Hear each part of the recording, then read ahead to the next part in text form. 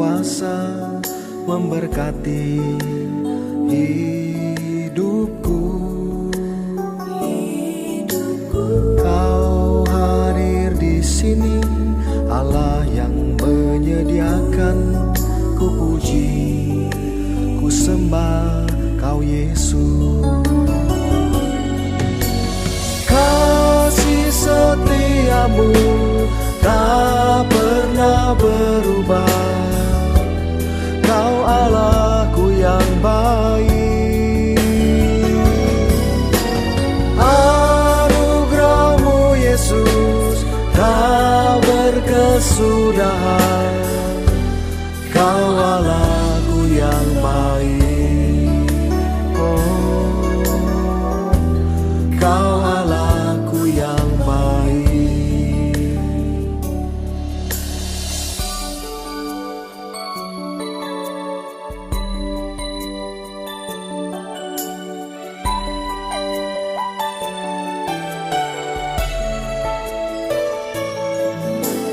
Kau hadir di sini, Allah Maha Kuasa memberkati hidupku. Kau hadir di sini, Allah yang menyediakan. Ku puji, ku sembah Kau Yesus. Kasih setiamu tak pernah berubah. Kau Allahku yang baik. Anugerah-Mu Yesus tak berkesudahan. Kau Allahku yang baik. Oh, Kau Allahku yang baik. Kasih setiamu tak pernah berubah. Kau Allahku yang baik. Anugerah-Mu Yesus tak berkesudahan. Kau Allahku yang baik. Oh, Kau Allahku yang baik.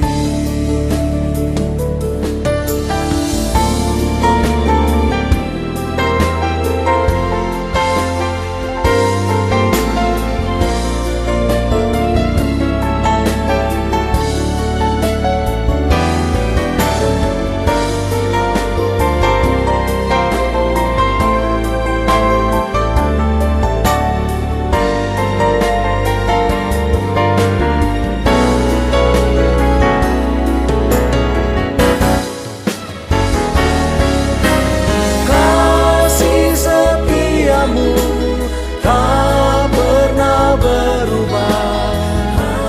Kau Allahku yang baik. Anugerah-Mu Yesus tak berkesudahan. Kau Allahku yang baik. Oh, Kau Allahku yang baik. Kasih setiamu tak pernah berubah. Kau Allahku yang baik. Anugerah-Mu Yesus tak berkesudahan. Kau Allahku yang baik. Oh, Kau Allahku yang baik. Oh,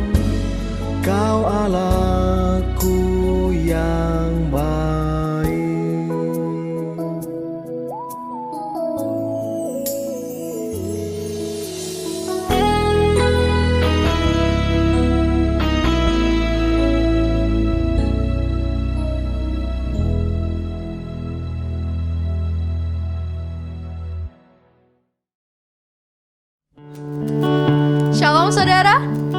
Mari, saatnya kita untuk beribadah. Kita satukan hati kita, kita persiapkan diri kita untuk masuk ke dalam hadirat Tuhan. Mari sebelumnya kita satukan hati kita untuk di dalam doa. Ya Bapa yang baik, terima kasih atas berkat rahmat-Mu sepanjang minggu ini Tuhan. Ya Bapa, saat ini kami mau membawa hati kami, hidup kami yang terbaik untuk Engkau Tuhan. Oh Tuhan, Engkau berkatilah setiap kami. Kau urapi setiap kami dengan Roh Kudus-Mu agar kami dapat merasakan hadirat-Mu dimanapun kami berada Tuhan. Di dalam nama Tuhan Yesus kami berdoa dan mengucap syukur. Haleluya. Amin.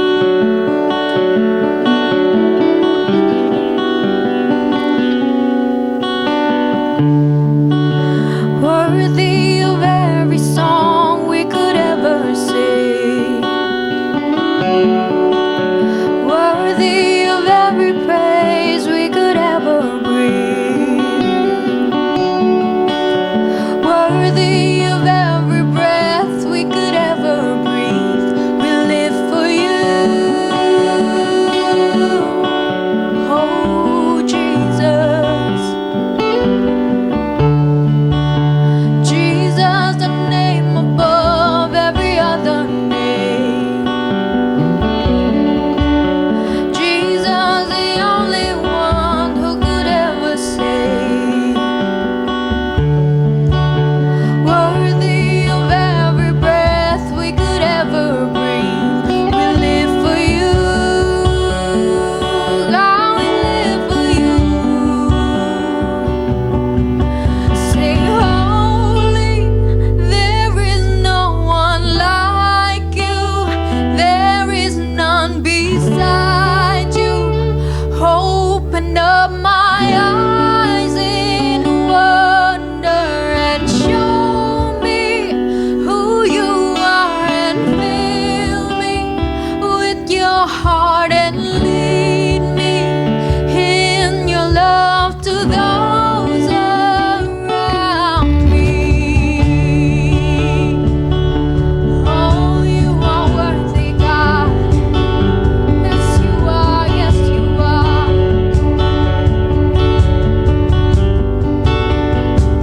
Worthy. Worthy of every song we could ever sing. Worthy of all the praise we could ever bring. Oh, you are worthy. Worthy of every breath we could ever breathe. We live for you. Yes, Jesus.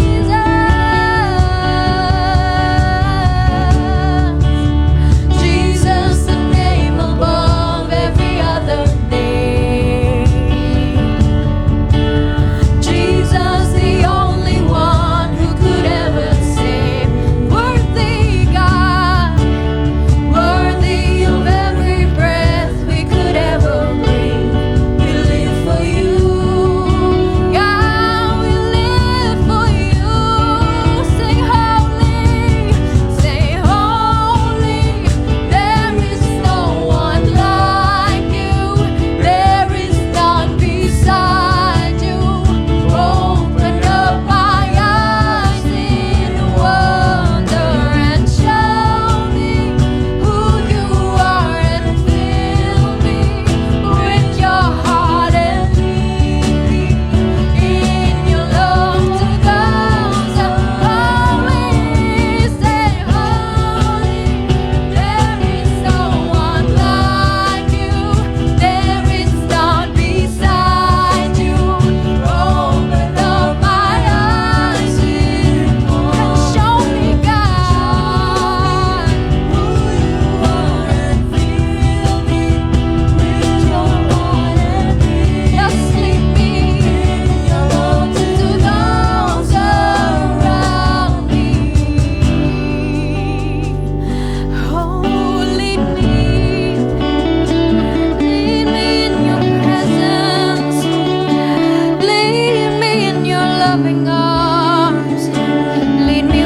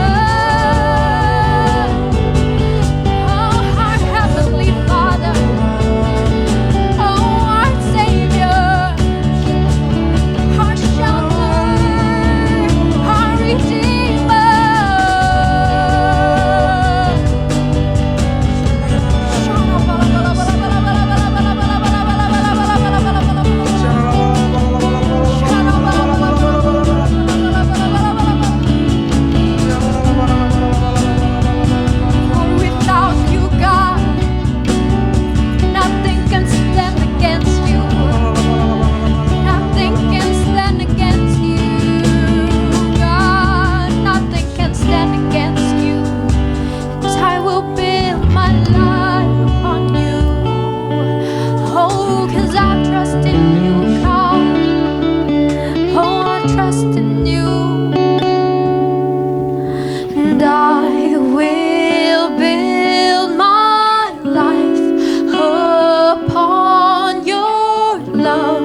It is a firm foundation, and I will put my trust in you, oh Lord, and I will not be, I will build my life.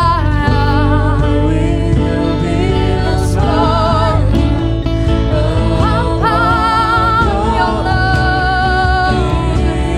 It is a firm foundation, and I will build my life on you, oh Lord. I will not be shaken, God. I will build my life, yes, God, on your firm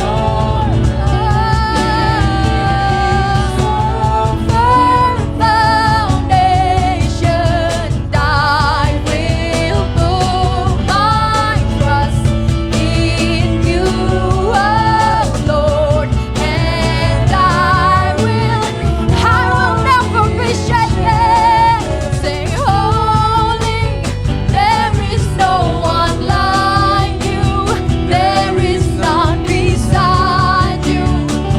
Open up my eyes in wonder and show me who you are, and fill me with your heart and lead me in your love to those.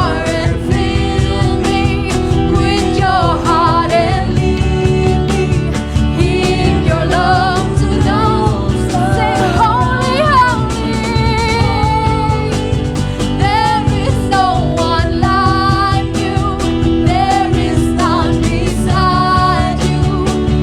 I open up my heart, Lord, for you alone.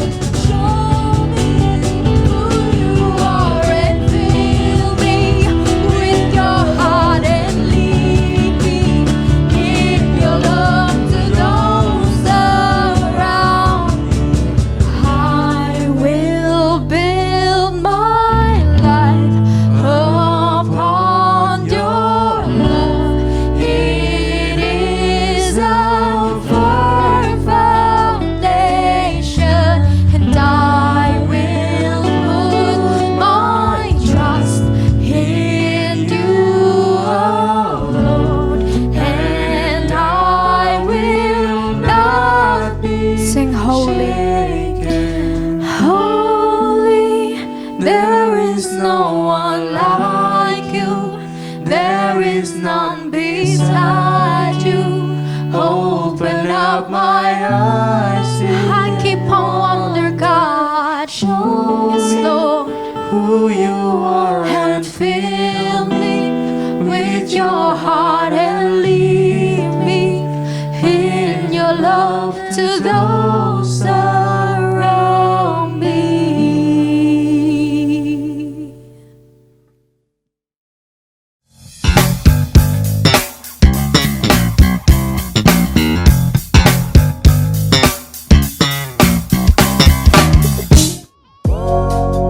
Shalom, apa kabar semua?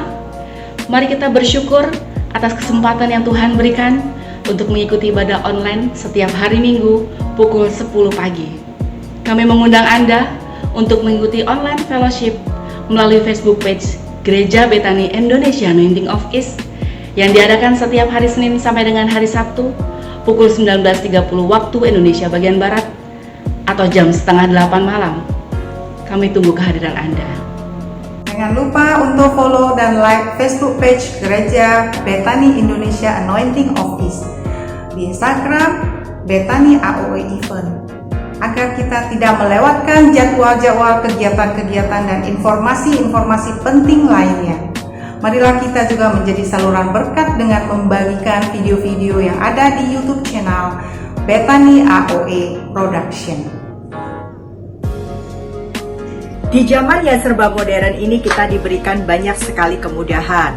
Salah satunya adalah kemudahan dalam memberikan persembahan. Persembahan Anda bisa ditransfer melalui rekening Bank Mandiri Gereja Betani Indonesia, atau Anda bisa menggunakan QR Code. QR Code bisa diakses melalui aplikasi GoPay, Dana, OVO, dan Link Aja. Mari kita persiapkan diri kita untuk beribadah, mengikuti praise and worship, mendengar dan mencatat khotbah yang disampaikan. Selamat beribadah, Tuhan Yesus memberkati.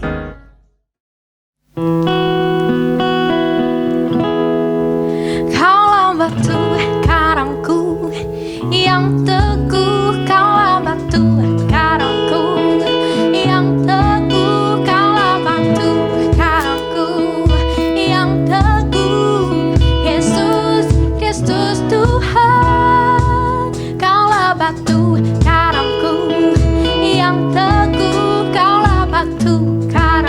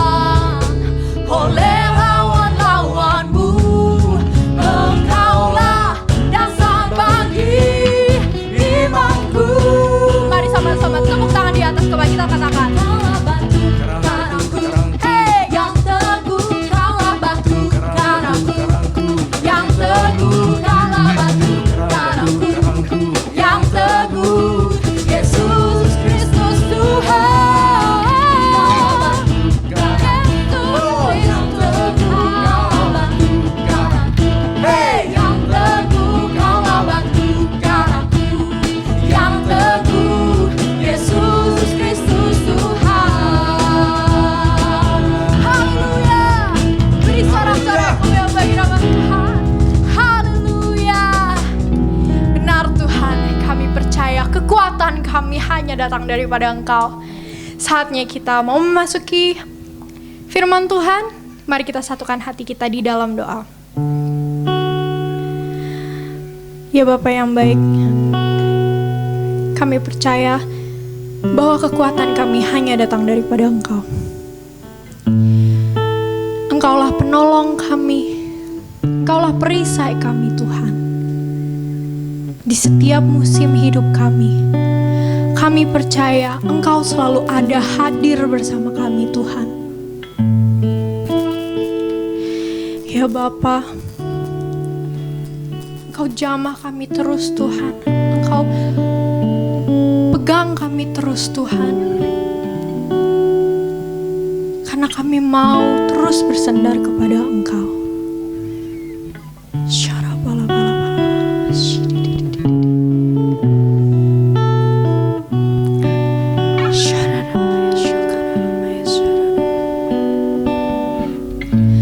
Musim akan selalu berganti, kasih Tuhan tetap abadi,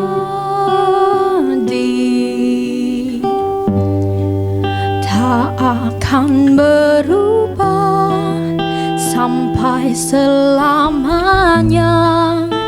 Ku tetap percaya,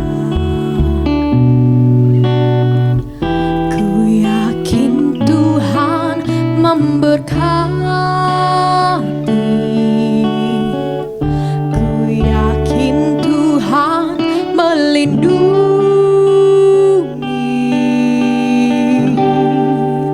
Burung di udara Tuhan pelihara, karena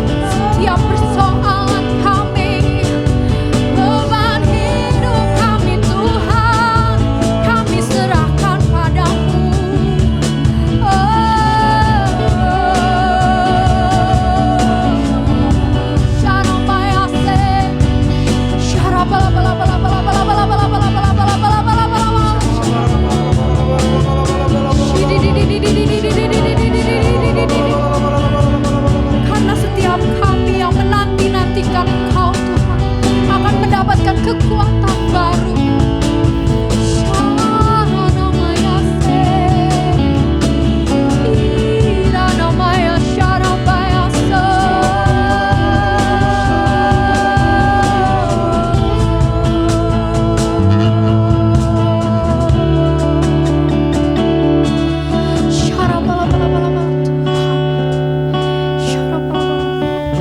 Tuhan selalu menolongku, selalu menjagaku, sehelai di rambutku tak akan terjatuh tanpa seizinku.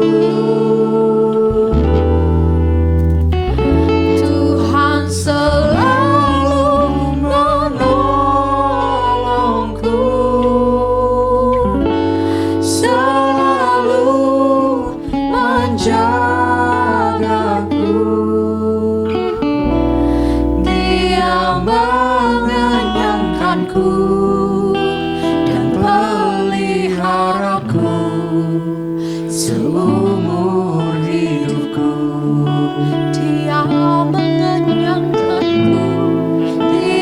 mengenyangkanku dan peliharaku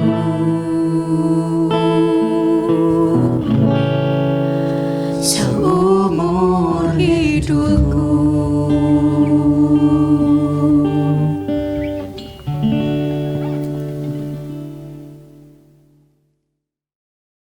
Haleluya. Mari kita bersatu hati di dalam doa. Bapa, di dalam nama Tuhan kami Yesus Kristus, kami mengucap syukur dan berterima kasih Tuhan buat kesempatan yang Tuhan masih berikan bagi setiap kami untuk kami dapat beribadah di hari Minggu yang berbahagia ini. Terima kasih buat hadirat-Mu yang sudah memberi kami kekuatan, menghiburkan kami yang susah, menyembuhkan kami yang sakit, bahkan membebaskan kami yang terikat. Dan kami percaya dalam hadirat Tuhan sajalah kami mendapatkan mujizat, mendapatkan jalan keluar pertolongan yang terbaik daripada Tuhan. Terima kasih Tuhan, waktu-waktu ini waktu yang terbaik untuk kami sama-sama mendengarkan sabda firman Tuhan. Karena itu urapilah kami semua, baik hamba-Mu yang menyampaikan maupun kami yang mendengarkannya, agar kami sama-sama diberkati oleh firman Tuhan. Dan kami sudah memutuskan, kami bukan hanya menjadi pendengar, tapi kami mau menjadi pelaku-pelaku firman Tuhan. Terpujilah nama Tuhan. Dalam nama Tuhan Yesus kami berdoa. Haleluya. Amin. Shalom saudaraku yang dikasihi oleh Tuhan Yesus Kristus. Puji Tuhan, kita boleh berjumpa kembali dalam ibadah online hari Minggu tanggal 21 Maret 2021. Dan saya percaya sukacita sorgawi melingkupi kita semua. Tidak peduli dimanapun kita berada, meskipun kita masih melakukannya secara online, tetapi tidak mengurangi sukacita damai sejahtera yang Tuhan limpahkan bagi kita. Amin. Dalam ibadah online tidak ada satu orang pun yang menjadi penonton. Kitalah orang-orang yang sedang beribadah, kita tidak sedang menonton ibadah. Nah, kekasih Tuhan, saya menyambut sahabat-sahabat, saudara-saudara yang baru pertama kali mengikuti ibadah online bersama-sama melalui YouTube channel ini. Welcome, selamat datang. Anda bukan orang asing di sini, Anda adalah keluarga kami di dalam Tuhan Yesus Kristus. Karena itu saya menganjurkan saudara-saudara bisa mengikuti video-video khotbah yang ada di dalam YouTube channel ini, agar saudara mendapatkan pemahaman-pemahaman yang lengkap mengenai firman Tuhan.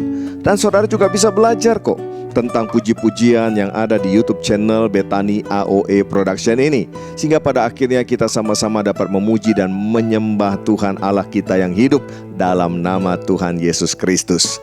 Kekasih-kekasih Tuhan Yesus, saya juga mengucapkan terima kasih buat tim ibadah online yang setiap minggunya telah berjeri lelah dengan penuh sukacita mempersiapkan ibadah-ibadah online, sehingga kita bersama-sama dapat beribadah kepada Tuhan. Saya percaya jerih lelah saudara-saudaraku di dalam Tuhan tidak akan pernah sia-sia, karena Tuhan memperhitungkan dan Tuhan memberkati saudara-saudaraku.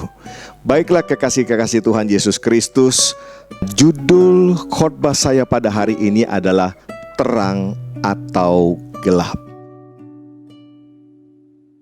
Saudara, pernahkah saudara mendengar seseorang dikatakan hidupnya terang atau hidupnya gelap? Nah, tentu saja ini berkaitan dengan perbuatan-perbuatannya atau tindakan-tindakan yang dilakukan oleh orang tersebut. Seseorang yang dikatakan hidupnya terang adalah ketika dia melakukan perbuatan-perbuatan yang benar.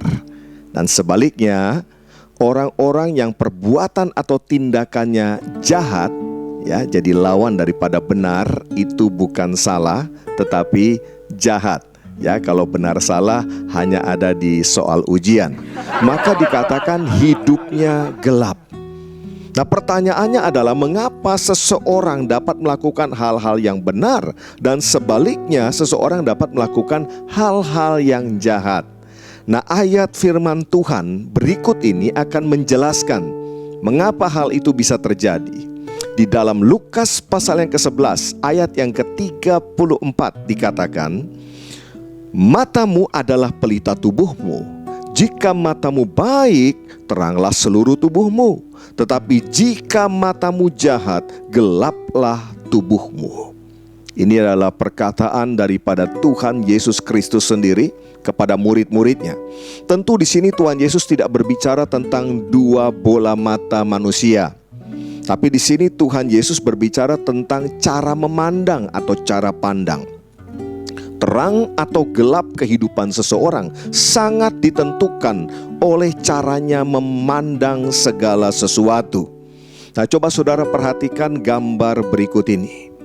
Ya, lihat mana yang benar, 6 kah atau 9? Coba saya beri waktu saudara untuk berpikir sejenak. Ya, tentu dua-duanya benar, saudara. Karena apa? Masing-masing melihat, masing-masing memandang berdasarkan cara pandangnya. Yang memandang 6 akan mengambil kesimpulan, akan mengambil keputusan berdasarkan 6. Sebaliknya, yang memandang sebagai 9 akan mengambil keputusan dan selanjutnya bertindak berdasarkan 9. Dan tentu saja masing-masing akan memiliki hasil akhir yang berbeda-beda. Jelas bahwa cara memandang membuat kita mengambil keputusan yang berbeda-beda. Contoh lain lagi adalah orang yang memandang gelas yang berisi setengah. Ya, orang yang pertama bisa dia berkata, aduh, kok tinggal setengah ya, mana cukup. Lalu dia kemudian menjadi sedih, dia mulai mengeluh, kecewa, marah. Dan yang paling gawat saudaraku, dia mulai mencari kambing hitam untuk disalahkan. Itu tindakan orang yang pertama. Sebaliknya, orang yang kedua ketika dia melihat gelas ini terisi setengah, dia bisa berkata, haleluya, puji Tuhan, praise the Lord, masih ada setengah. Lalu kemudian dia mulai bersuka cita, dia bergembira, dia mengucap syukur kepada Tuhan. Dari dua orang ini saudaraku, mana yang hidupnya terang dan bahagia menurut saudara?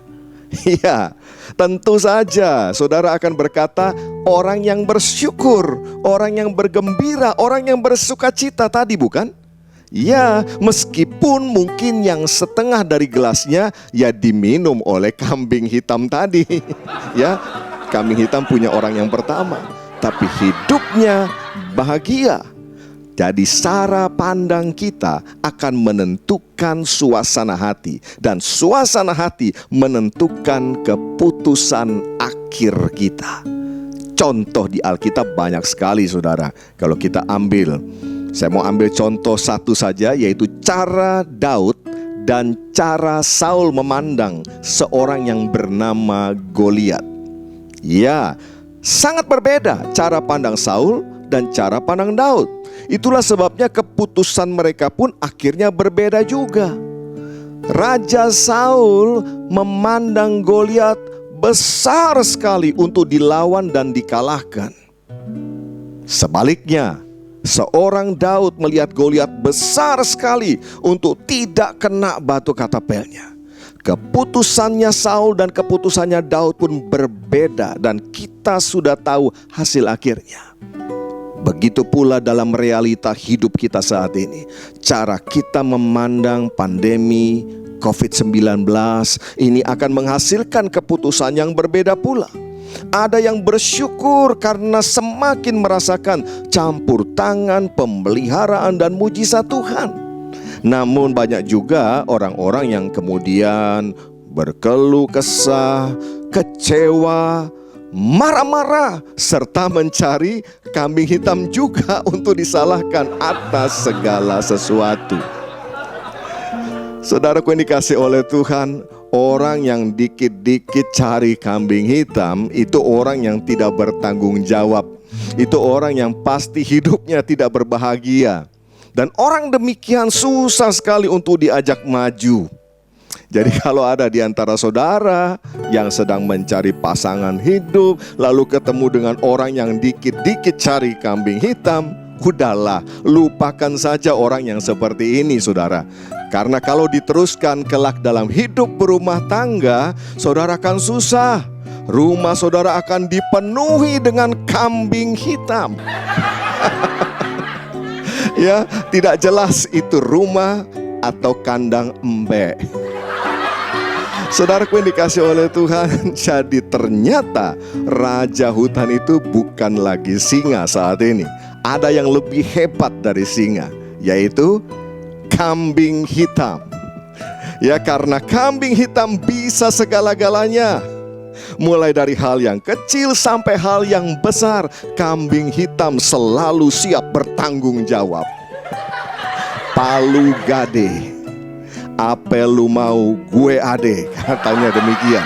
Bahkan kalau dibutuhkan, kambing hitam juga bisa menyediakan singanya. Nah, kekasih-kekasih Tuhan Yesus Kristus, dalam Lukas pasal 11 ayat 34 ini, Tuhan Yesus mengajarkan kepada kita bahwa cara kita memandang itu jauh lebih penting daripada apa yang kita pandang. Cara pandang yang salah akan membuat kita salah mengambil keputusan dan menderita, dan akhirnya hidup kita menjadi gelap. Namun sebaliknya, cara pandang yang benar akan membuat hidup kita bahagia dan akhirnya hidup kita menjadi terang. Ketika kita menghadapi satu persoalan, masalah dalam hidup, cara pandang kita menentukan apakah kita akan kecewa, akan marah-marah, ataukah akan bersyukur dan berbahagia. Kekasih Kristus, jika cara pandang kita benar, kita akan senantiasa mengucap syukur kepada Tuhan. Karena itu berarti kita akan mengalami kuasa Tuhan lebih dan lebih lagi. Berapa banyak di antara saudara yang merindukan mengalami kuasa Tuhan yang semakin hebat, yang semakin dahsyat dalam hidup saudara? Boleh lambaikan tangan? Puji Tuhan. Saudara mau mujizat besar? Iya, kalau mau demikian berarti bersiap. Ada masalah yang besar dong. Ada persoalan yang besar dong. Karena tidak mungkin masalah yang kecil butuh mujizat besar, bukan? Tapi saya percaya ketika Tuhan izinkan persoalan yang besar, masalah yang besar terjadi dalam hidup kita, maka mujizat yang besar pun akan menyertai kehidupan kita. Amin. Berapa banyak yang percaya Tuhan sanggup melakukan segala perkara dalam hidup kita? Lambaikan tangan saudara, katakan amin. Haleluya. Nah, perlu diingat sama-sama saudara bahwa iman tidak membuat kita menyangkali kenyataan hidup. Ya, jangan salah mengerti. Lalu ketika beriman, maka kita kemudian menyangkali kenyataan-kenyataan yang terjadi dalam hidup. Tidak demikian, saudaraku. Ya, artinya apa? Orang beriman, orang percaya, bisa saja dia mengalami sakit, bisa saja dia mengalami kelemahan tubuh dan lain sebagainya. Ya, bisa saja dia ada persoalan dari pekerjaannya, dia ada persoalan dalam rumah tangganya, bisa terjadi. Iman tidak menyangkali kenyataan hidup. Tetapi satu hal yang harus kita ingat, bahwa iman mengubah cara pandang kita. Dan pada akhirnya iman memampukan kita untuk mengatasi kenyataan-kenyataan hidup tersebut. Yang mengerti katakan yes. Yang setuju bilang amin. Kekasih-kekasih Tuhan, kita mungkin tidak dapat mengubah apa yang kita lihat, tetapi dengan iman kita dapat mengubah cara pandang kita agar jalan hidup kita menjadi terang. Haleluya. Ya, saya diberkati sekali dengan video singkat berikut ini. Ya, meskipun ini bukan video kesaksian Kristiani, namun kita bisa belajar dari video ini tentang cara pandang yang benar, yang pada akhirnya menghasilkan tindakan yang benar. Dan hasil akhirnya, saudaraku, sungguh mencengangkan. Mari sama-sama kita saksikan video singkat berikut ini. ออกมานี่เลยนะไอ้ขี้ขโมยไหนดูสิเอาอะไรไปออกมานี่เอาไปทำอะไรเนี่ยฮะถามว่าเอาไปทำอะไรเอาไปให้แม่ เจ๊แป๊บนึง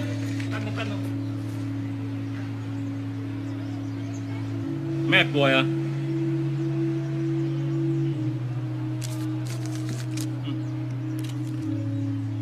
อย่าทำอย่างนี้อีกนะ หมวยเกาเหลา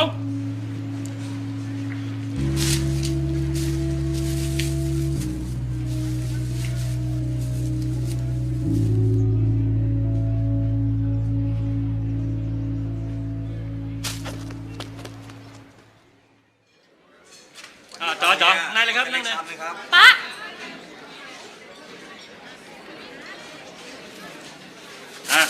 จัดไปสั่งมาเร็วต่ออะไร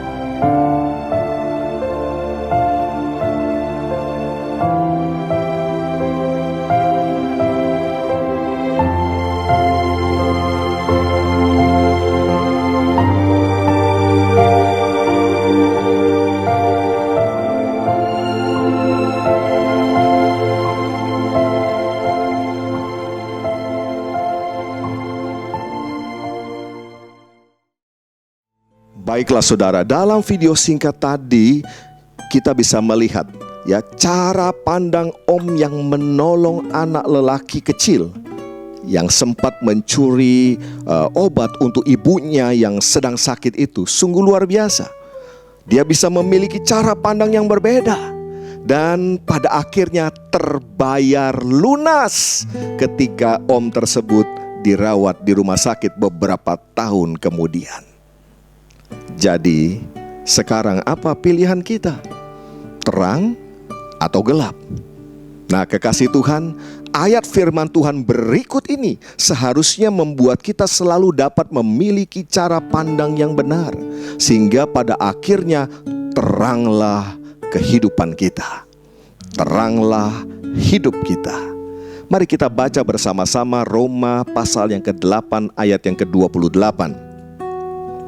Firman Tuhan berkata, kita tahu sekarang bahwa Allah turut bekerja dalam segala sesuatu untuk mendatangkan kebaikan bagi mereka yang mengasihi Dia, yaitu bagi mereka yang terpanggil sesuai dengan rencana Allah.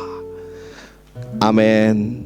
Saudaraku yang dikasihi oleh Tuhan, saya mau beritahu, bahkan dari cara pandang kita atas ayat firman Tuhan ini pun sangat menentukan kita diberkati oleh firman Tuhan ini atau tidak. Ada orang-orang yang ketika diajak membaca ayat ini lalu mulai berkata di dalam hatinya, saya sudah pernah baca, saya sudah tahu. Langsung pandangannya kemudian meremehkan. Nah, maka dari itu dia tidak akan pernah dapat pewahyuan atau rema apapun dari ayat ini.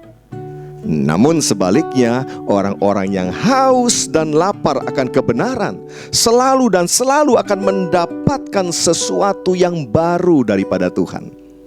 Saudara termasuk yang mana? Saya berdoa saudara dan saya, kita termasuk orang-orang yang haus dan lapar akan kebenaran. Mari kita akan lihat dari Roma 8 ayat yang ke-28 ini. Poin yang pertama dikatakan kita tahu sekarang. Artinya apa saudaraku? Sebelum-sebelumnya kita sempat tidak tahu, ya. Dan kita tahu sekarang. Di sini kita belajar bahwa untuk bisa memahami keindahan dan kebaikan yang Tuhan buat dalam hidup kita, perlu yang namanya waktu, ya, butuh waktu untuk pada akhirnya kita bisa memahami akan hal itu. Rencana Tuhan bagi saudara dan saya itu terlalu besar, terlalu sempurna saudaraku, ya. Oleh karena itu kita tidak akan pernah mampu untuk memahami keseluruhan rencana Allah yang hebat bagi hidup kita. Coba kita cek masing-masing, ya. Sewaktu kita menghadapi satu masalah, pernah kan kita menghadapi masalah? Pernah pula kita menjerit ketika masalah itu datang kan? Kita berseru, kita menangis, kita berteriak kepada Tuhan. Namun setelah masalah itu lewat, kita justru dapat mengucap syukur kepada Tuhan atas masalah yang sempat kita alami. Karena justru lewat masalah tersebut ternyata Tuhan mendatangkan kebaikan buat kita. Sekali lagi saudaraku, ini akibat cara kita memandang. Cara memandang yang salah menghasilkan hasil yang salah juga. Nah, tindakan-tindakan salah akan lahir dari cara memandang yang salah. Nah, jika kita sudah paham bahwa apa yang Tuhan kerjakan dalam hidup kita lalu dan selalu mendatangkan kebaikan, maka pasti kita akan selalu dapat mengucap syukur dalam segala sesuatu. Amin. Kalau belum tahu gimana caranya, kalau belum tahu tentang hal ini, ya mari kita belajar bersama-sama. Kita serius fokus kepada firman Tuhan sehingga pada akhirnya kita menjadi tahu. Masa untuk hal-hal yang lain, yang duniawi kita mau belajar mati-matian, sedangkan untuk sesuatu yang sangat penting yaitu firman Tuhan justru kita abaikan. Ayo kita belajar. Amin. Nah, dalam 1 Tesalonika pasal 5 ayat yang ke-18, firman Tuhan berkata, mengucap syukurlah dalam segala hal, sebab itulah yang dikehendaki Allah di dalam Kristus Yesus bagi kamu. Saudara percaya bahwa ini adalah firman Tuhan? Saudara percaya bahwa firman Tuhan ini berlaku juga atas kita? Amin. Nah, saudaraku dikasih oleh Tuhan, mengapa Tuhan memerintahkan kita untuk mengucap syukur dalam segala hal? Tentu karena segala hal yang Tuhan lakukan bagi kita itu sangat baik. Amin. Ya, tidak mungkin dong Tuhan memerintahkan saudara dan saya untuk mengucap syukur tanpa sebuah alasan yang kuat. Kalau Tuhan sampai memerintahkan umatnya, orang percaya, anak-anaknya untuk mengucap syukur dalam segala hal, artinya dalam segala hal Allah turut bekerja, dan segala hal yang Allah kerjakan itu pasti baik buat saudara dan saya. Yang setuju berkata amin. Nah, kekasih-kekasih Tuhan, satu ketika Tuhan Yesus sengaja melatih murid-muridnya melalui kematian daripada Lazarus. Kita sudah tahu akan kisah ini. Di dalam Yohanes pasal yang ke-11 ayat yang ke-5 sampai dengan ayat yang ke-6. Mari kita buka sama-sama. Dikatakan, Yesus memang mengasihi Marta dan kakaknya dan Lazarus. Ayat 6. Namun setelah didengarnya bahwa Lazarus sakit, ya, baca dengan keras, ia sengaja tinggal 2 hari lagi di tempat di mana ia berada. Kalau saudara membaca ayat ini, tentu saudara akan kaget karena orang yang dikasihi Tuhan sakit, ya kan, Tuhan mengasihi Maria, Marta, Lazarus. Setelah Tuhan mendengar tentang Lazarus sakit, firman Tuhan mencatat ia sengaja, ya, untuk tinggal 2 hari lagi di tempat di mana ia berada. Loh, seharusnya kan kalau mengasihi, dia harus buru-buru, ya, menuju ke sana, menjenguk, ya. Ya, kayak para ketua FA. Kalau tahu ada anggota FA-nya sakit, kan bergegas untuk menjenguk dan mendoakan, ya. Betul, saudara? Tapi di sini Yesus justru melakukan hal yang berbeda.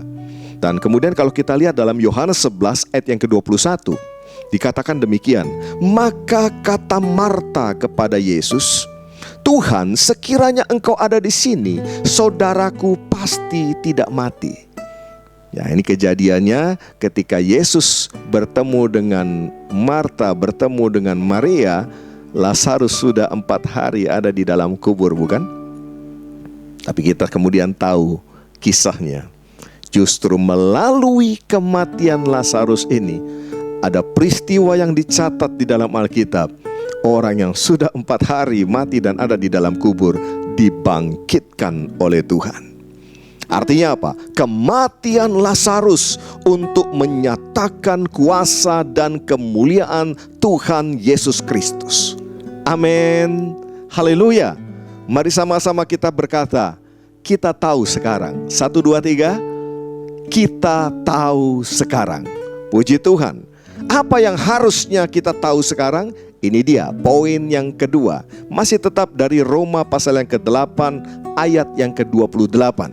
Dikatakan Allah turut bekerja dalam segala sesuatu.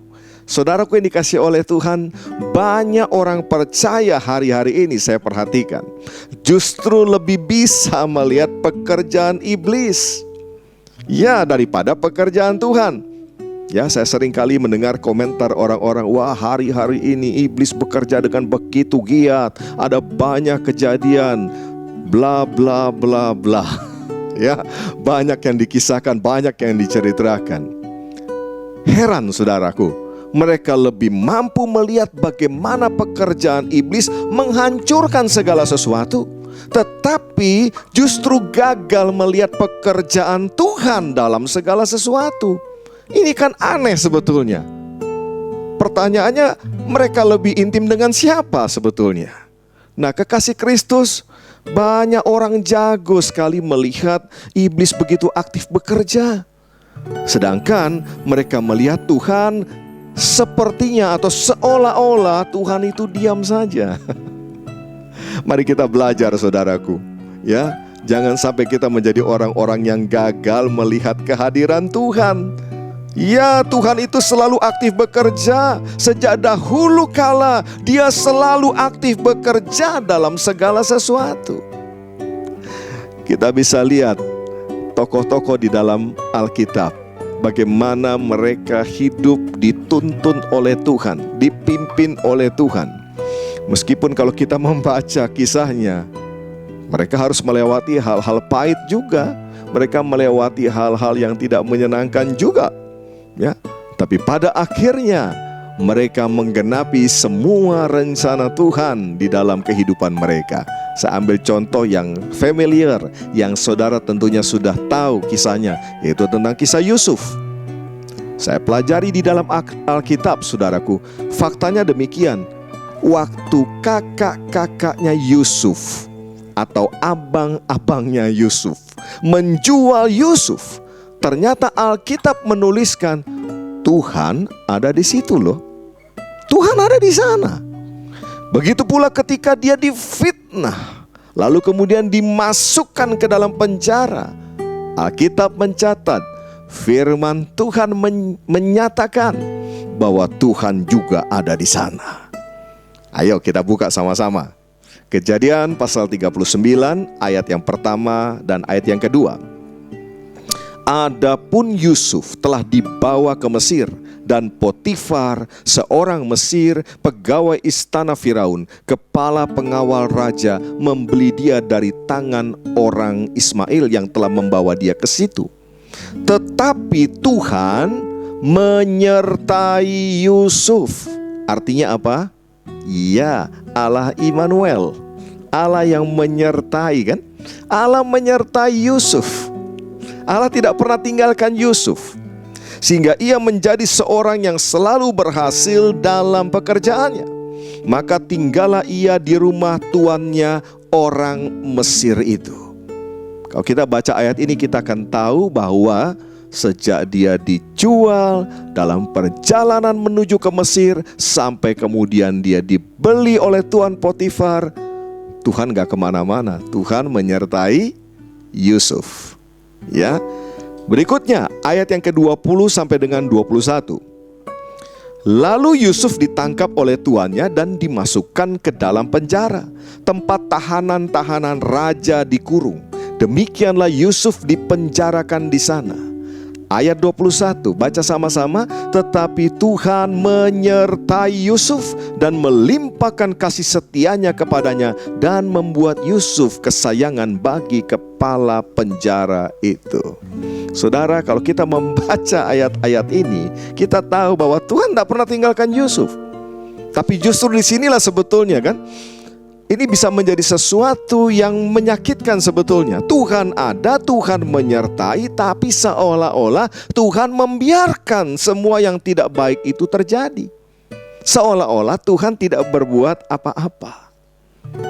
Ya, bukankah banyak juga orang-orang percaya, anak-anak Tuhan di zaman akhir ini juga sering bertanya, di mana Tuhan ketika saya mengalami kebangkrutan ini? Di mana Tuhan ketika saya mengalami kehancuran ini? Di mana Tuhan ketika saya di PHK? Di mana Tuhan ketika saya ditipu dan lain sebagainya?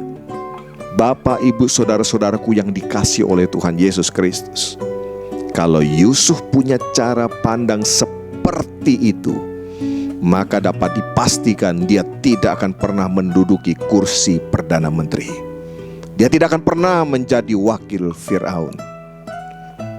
Tapi kita lihat, Yusuf tidak pernah salah paham. Ya, dia tidak pernah salah dalam memandang apa yang Tuhan sedang kerjakan dalam hidupnya. Lihat apa yang sesungguhnya Tuhan lakukan atas diri Yusuf. Kalau kita buka di dalam kitab Mazmur 105 ayat 16 sampai dengan 21, kita akan melihat apa yang sesungguhnya tangan Tuhan kerjakan atas diri Yusuf. Ketika ia mendatangkan kelaparan ke atas negeri itu dan menghancurkan seluruh persediaan makanan, diutusnyalah seorang mendahului mereka, Yusuf yang dijual menjadi budak. Perhatikan di sini, ya, ternyata Yusuf itu diutus oleh Tuhan. Nah, perhatikan saudara, diutus Tuhan belum tentu datangnya pakai pakaian kerajaan. Diutus Tuhan belum tentu datangnya menggunakan kereta kencana. Ya, tidak pakai mahkota juga. Dia diutus Tuhan, dia datang sebagai budak. Ya, berikutnya, mereka mengimpit kakinya dengan belenggu, lehernya masuk ke dalam besi. Lihat saudaraku, diutus Tuhan belum tentu lewat jalan kenyamanan, bukan? Ya, di sini dikatakan kakinya dibelenggu, lehernya masuk ke dalam besi. Apakah ini nyaman? sebagai orang yang diutus oleh Tuhan, yang sedang melakukan apa yang menjadi rencana Tuhan? Jelas tidak. Ya, ayat 19. Sampai saat firman-Nya sudah genap. Katakan sudah genap. Janji Tuhan membenarkannya. Raja menyuruh melepaskannya. Penguasa bangsa-bangsa membebaskannya. Dijadikannya dia tuan atas istananya dan kuasa atas segala harta kepunyaannya. Lihat kekasih Kristus, diutus Tuhan, akhirnya endingnya pasti luar biasa. Yang mengerti bilang amin. Nah, sekali lagi ya, coba kita lihat kisah Yusuf. Kalau Yusuf tidak dibenci oleh abang-abangnya atau kakak-kakaknya, maka dia tidak akan dijual menjadi budak yang kemudian dibawa ke Mesir. Dan jika dia tidak menjadi budak di Mesir, maka dia tidak akan pernah bertemu dengan Tuan Potifar. Dan apabila Yusuf tidak bertemu dengan Tuan Potifar, bagaimana bisa istri Tuan Potifar menfitnah dia? Dan kalau dia tidak difitnah oleh istri Potifar, dia tidak akan dilemparkan ke dalam penjara. Dan kalau dia tidak ada di dalam penjara itu, dia tidak akan berkenalan dengan juru minuman raja. Dan kalau dia tidak berkenalan dengan juru minuman raja, dia tidak akan pernah bisa bertemu dengan yang namanya Firaun. Saudaraku dikasih oleh Tuhan, cara pandang Yusuf yang benar membuat hidupnya menjadi terang. Amin. Sekalipun melewati lembah kekelaman, sekalipun melewati jalan pahit, sekalipun melewati jalan sebagai budak, tetapi cara pandangnya benar. Amin. Allah turut bekerja dalam segala sesuatu. Yusuf tahu akan hal itu. Berapa banyak di antara saudara juga tahu dan sadar betul bahwa apapun yang terjadi hari ini dalam kehidupan kita, Allah turut bekerja dalam segala sesuatu. Berapa banyak di antara saudara mempercayai hal itu? Boleh angkat tangan saudara, katakan haleluya, katakan amin. Puji nama Tuhan. Itu poin yang kedua. Poin yang ketiga, dikatakan untuk mendatangkan kebaikan. Saudara-saudaraku yang dikasih oleh Tuhan, cara kerja Tuhan itu akan selalu baik pada akhirnya. Amin. Berbeda dengan cara kerja si jahat. Cara kerja iblis selalu baik di depan, selalu baik di awal, tapi binasa pada akhirnya. Mari belajar, jangan mengukur kebaikan Tuhan hanya karena soal kenyamanan. Jangan mengukur kebaikan Tuhan hanya dengan persoalan-persoalan materi. Karena sesungguhnya cara kerja Tuhan untuk mendatangkan kebaikan. Kekasih Tuhan, Tuhan bukan cuma ahli membuat rencana. Ya, tapi Dia juga sangat serius melaksanakan setiap rencananya tersebut. Dan kebaikan menurut Tuhan adalah menggenapi semua rencana Tuhan. Amin. Jadi bagaimana saudaraku agar hidup kita terang?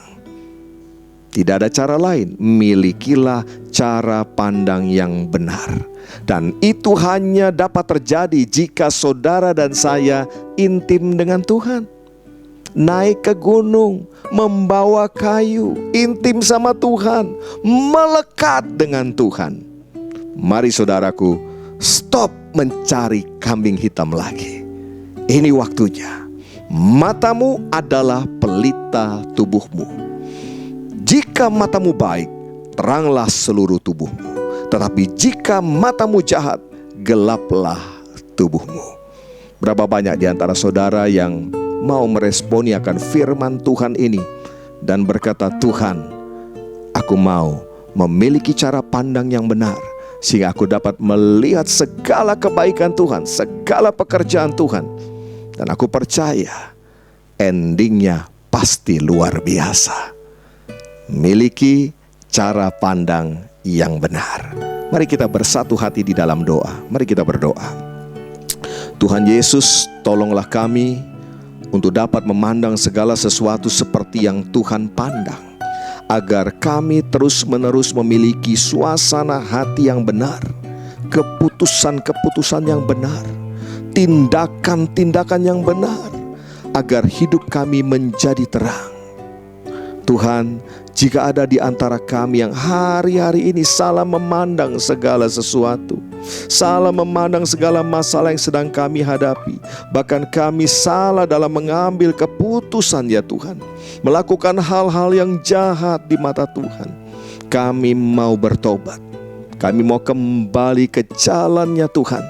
Dan kami mau Tuhan ada di posisi yang benar, yaitu bersama-sama dengan Tuhan, sehingga kami boleh memiliki cara pandang yang benar, sehingga pada akhirnya kami boleh memutuskan dan bertindak yang benar sesuai dengan apa yang Tuhan kehendaki. Dan kami percaya pada akhirnya seluruh rencanamu digenapi dalam hidup kami. Ya Bapa, hamba-Mu berdoa bagi setiap anak-anak-Mu yang meresponi akan firman Tuhan ini. Kuatkan Tuhan setiap hati anak-anak-Mu. Engkau sendiri yang mengurapi anak-anak-Mu. Engkau memberi kekuatan yang baru untuk terus berjalan bersama dengan Tuhan. Terima kasih Tuhan buat kesempatan yang luar biasa ini. Tak lupa kami mengangkat tangan kami dan kami mau berdoa buat bangsa kami Indonesia. Tuhan, kami bersyukur kami ada di negeri ini. Kami tahu Indonesia dicintai oleh Tuhan. Kami tahu Indonesia bukan hanya ada di tangan Tuhan, tapi ada di hatinya Tuhan. Curahkanlah Tuhan hujan keselamatan. Curahkanlah hujan pertobatan atas bangsa dan negara ini Tuhan. Biarlah Tuhan bangsa ini boleh mengalami pemulihan atas segala sesuatu. Pemulihan atas pandemi yang saat ini sedang terjadi, pemulihan dalam segala hal terjadi atas bangsa ini. Tuhan, tak lupa kami berdoa buat para pemimpin-pemimpin bangsa ini, mulai dari Bapak Presiden kami, Wakil Presiden, para menteri, para pejabat dari pusat sampai ke daerah-daerah. Biarlah semuanya menjalankan pemerintahan dengan hati yang takut akan Tuhan, memiliki cara pandang yang benar. Dan Tuhan, kami percaya Indonesia akan penuh dengan kemuliaan Tuhan. Tak lupa kami juga berdoa buat gereja-gerejamu yang ada di seluruh Indonesia. Biarlah di tengah-tengah pandemi seperti ini tetap dapat berfungsi, menjalankan tugas panggilannya, menggembalakan domba-domba miliknya Tuhan. Tuhan, Engkau yang mendukung, mensupport, menolong setiap hamba-hamba-Mu. Terima kasih Tuhan, terima kasih. Ya Aba, ya Bapa, kami sungguh bersyukur kalau pada hari ini kembali Tuhan beri kami kesempatan untuk membawa persembahan kami kepada Tuhan. Tuhan, berkatilah tangan-tangan yang membawa persembahan, baik itu persembahan syukur, baik itu persembahan pembangunan, baik yang mengembalikan miliknya Tuhan, yaitu persepuluhan mereka. Berkatilah ya Tuhan tangan-tangan yang sudah membawa persembahan ini Tuhan. Dan biarlah juga Tuhan persembahan ini boleh dikelola, boleh dipakai untuk pelebaran kerajaan Tuhan di muka bumi melalui wadah gerejamu ini. Ya Aba, terima kasih. Bapa, kami sungguh mengucap syukur kalau kami boleh beribadah saat ini bersama dengan keluarga, bersama dengan rekan-rekan saudara-saudara seiman kami. Dan saat ini kami akan mengakhiri ibadah kami. Kami rindu Tuhan untuk menerima berkat yang datang daripada Tuhan. Kekasih-kekasih Tuhan Yesus Kristus, mari kita angkat kedua tangan kita dan arahkanlah hati saudara kepada Bapa di sorga, sumber segala berkat. Tuhan memberkati engkau dan melindungi engkau. Tuhan menyinari engkau dengan wajahnya dan memberi engkau kasih karunia. Tuhan menghadapkan wajahnya kepadamu dan memberi engkau damai sejahtera.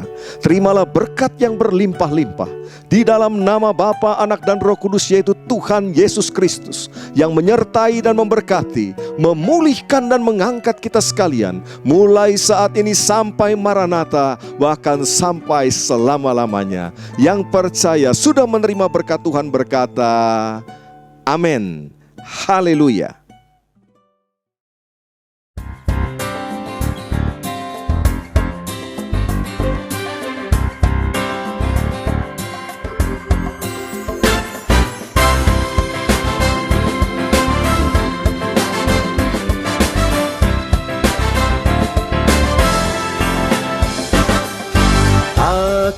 hendak muliakan Tuhan selama aku hidup, selagi ku ada. Aku hendak bermazmur bagi Dia selama aku hidup, selagi ku ada.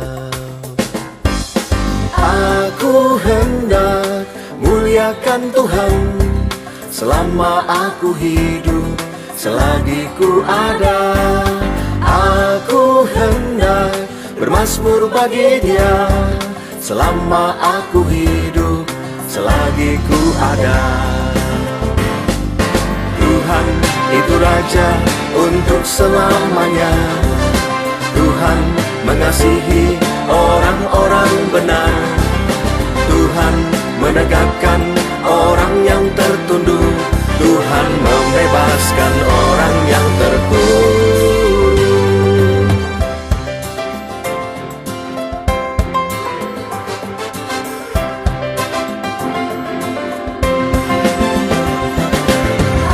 Aku hendak muliakan Tuhan selama aku hidup, selagi ku ada. Aku hendak bermazmur bagi Dia selama aku hidup, selagi ku ada. Aku hendak muliakan Tuhan selama aku hidup, selagi ku ada.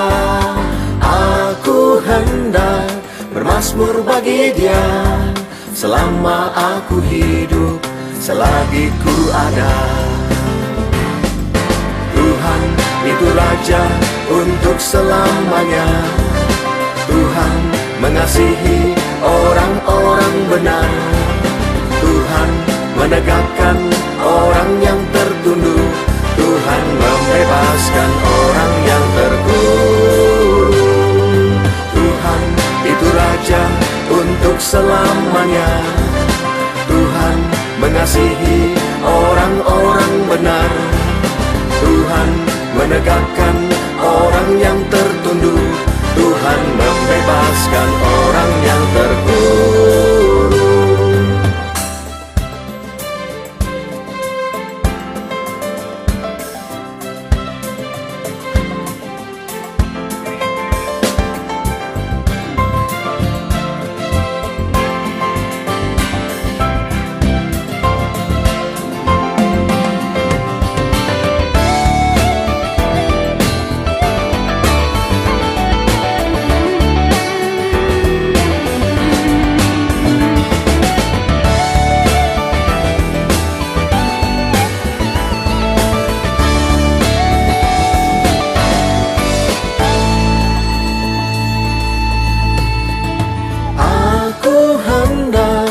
Muliakan Tuhan selama aku hidup, selagi ku ada.